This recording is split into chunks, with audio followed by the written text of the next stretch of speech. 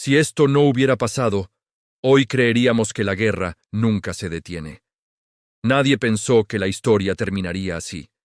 Nadie imaginó que en medio del horror de la Primera Guerra Mundial, en el corazón mismo del conflicto, los soldados dejarían de disparar para hacer algo completamente impensable. Jugar al fútbol, un partido en tierra de nadie. Este es el relato del día en que la guerra se rompió por un instante, un momento que los libros de historia a menudo prefieren olvidar. Estamos en la noche del 24 de diciembre de 1914. Europa es un infierno. La Primera Guerra Mundial está en su apogeo y las trincheras, esas cicatrices de barro y muerte, se extienden por kilómetros a lo largo del continente. La vida aquí es una pesadilla constante. Barro hasta las rodillas, ratas del tamaño de gatos, un frío que cala los huesos y un miedo que nunca se va. Frente a frente, separados por apenas unos metros de tierra desolada, soldados británicos y alemanes se vigilan día y noche. Su única misión, matarse. Nadie habla de paz, nadie se atreve a imaginar una tregua, hasta esa noche. Todo empieza con algo pequeño, casi imperceptible entre el estruendo ocasional de la artillería. Un sonido que no encaja. Desde el lado alemán se eleva una melodía familiar, un villancico. Stille Nacht, Heilige Nacht. Noche de paz, silencio. Los soldados británicos, desconcertados, escuchan, y en lugar de responder con disparos, responden con aplausos. Luego, desde sus propias trincheras, cantan su versión Silent Night.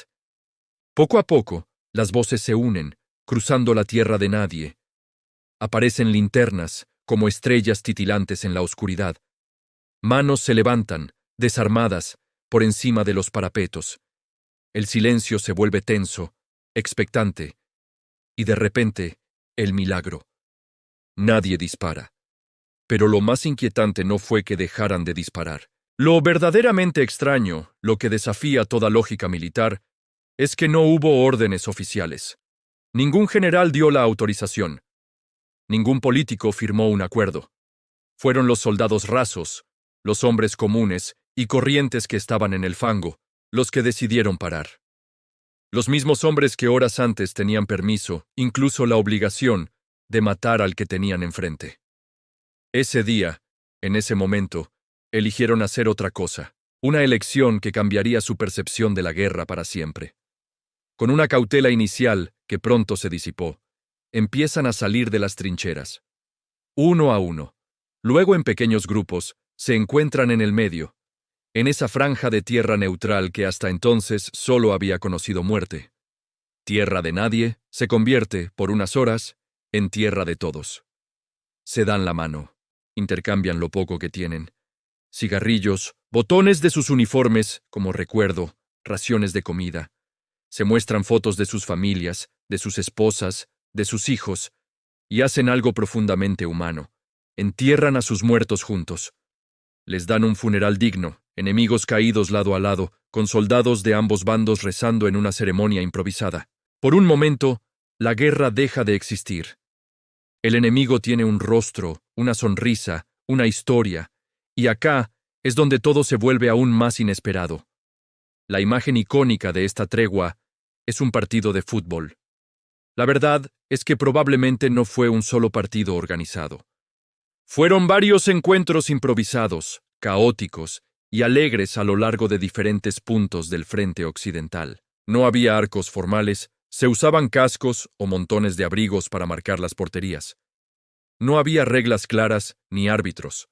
Solo había hombres jóvenes, risas y botas embarradas pateando lo que tuvieran a mano, ya fuera una pelota de cuero real o una lata de carne en conserva.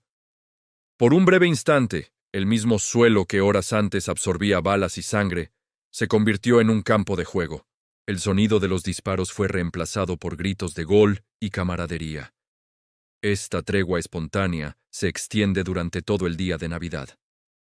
En algunos sectores del frente, la paz no oficial dura hasta Año Nuevo. Pero los altos mandos, lejos del barro y el frío, no están contentos. Están furiosos. Para ellos, esta confraternización es peligrosa. Es una amenaza directa a la disciplina y al espíritu de lucha.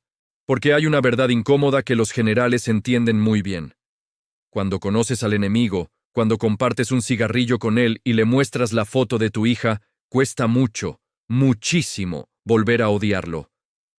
Cuesta volver a apretar el gatillo pensando que al otro lado hay un monstruo y no un hombre como tú. Y lo más oscuro vino después.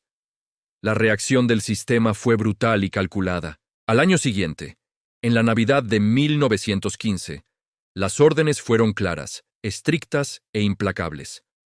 Nada de villancicos, nada de acercamientos. Se prohibió cualquier tipo de confraternización bajo amenaza de corte marcial. Para asegurarse de que no se repitiera, los altos mandos ordenaron intensificar los bombardeos y las incursiones justo durante la Nochebuena y el día de Navidad. Querían ahogar cualquier sentimiento de humanidad con el ruido y el terror de la guerra. La tregua de Navidad, a esa escala, nunca volvió a repetirse, porque el sistema, la maquinaria de la guerra, aprendió una lección vital. La humanidad compartida es un problema grave cuando tu objetivo es que la gente se mate sin dudar. La empatía es el enemigo de la obediencia ciega. La tregua de Navidad de 1914 no cambió el resultado de la guerra. No la detuvo ni un día más de lo necesario. No salvó a los millones que morirían en los años siguientes. Pero dejó algo quizás más peligroso para los poderosos. Dejó una prueba, una evidencia irrefutable de que, incluso en el peor de los conflictos, en las condiciones más inhumanas, los soldados no siempre quieren matar. Dejó la incómoda verdad de que el odio a menudo se impone desde arriba. Ese día, esos soldados demostraron que la guerra no siempre nace en la trinchera, entre la gente común. A veces, la guerra es simplemente una orden que se obedece. Y lo verdaderamente inquietante es pensar que, más de un siglo después, quizás seguimos necesitando órdenes para dejar de odiarnos, aunque en el fondo sepamos que podríamos simplemente parar. Podríamos elegir, como ellos, dejar las armas a un lado y simplemente hablar, o incluso jugar un partido de fútbol. Esta es la historia real que a menudo no te enseñaron en la escuela.